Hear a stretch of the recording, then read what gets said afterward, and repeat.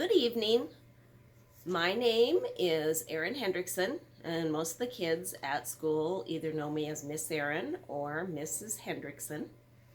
I'm going to read your December bedtime story, and I'm not going to read a Christmas story, even though that is the season.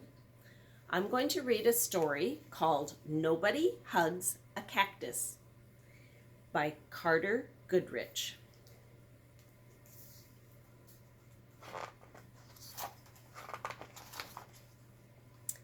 Hank lived in a pot. The pot sat in a window.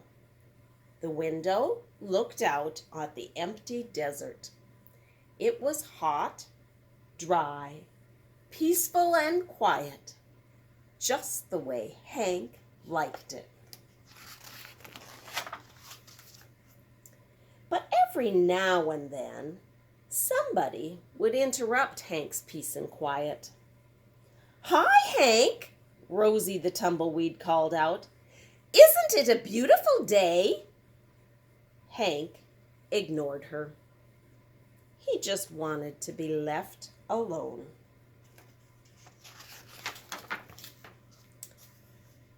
"Okay, so long," said Rosie cheerfully, and she tumbled away.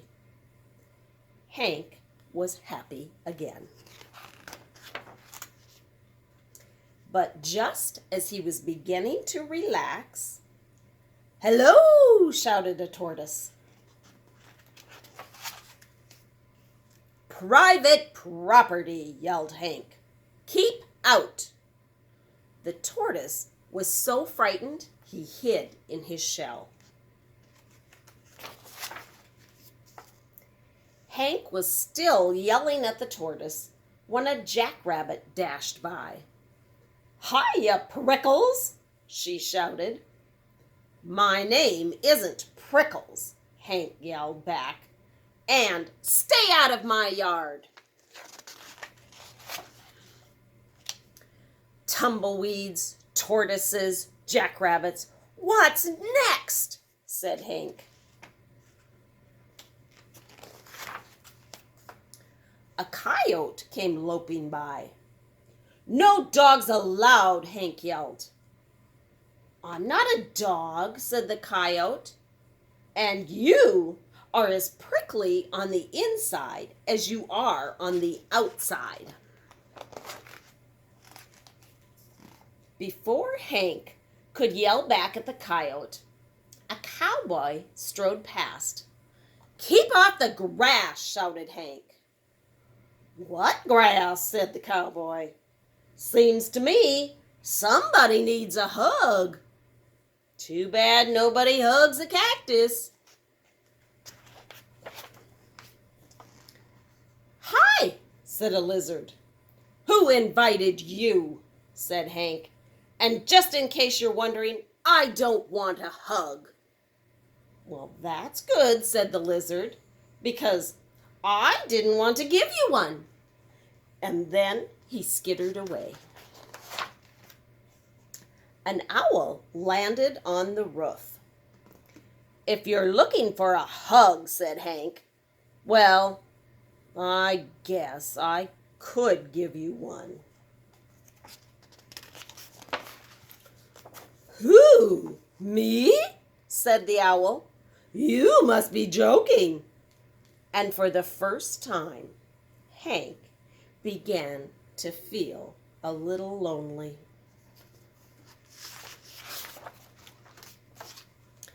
The next morning, Hank was feeling more sad on the inside than prickly. Maybe a hug wouldn't be so bad after all.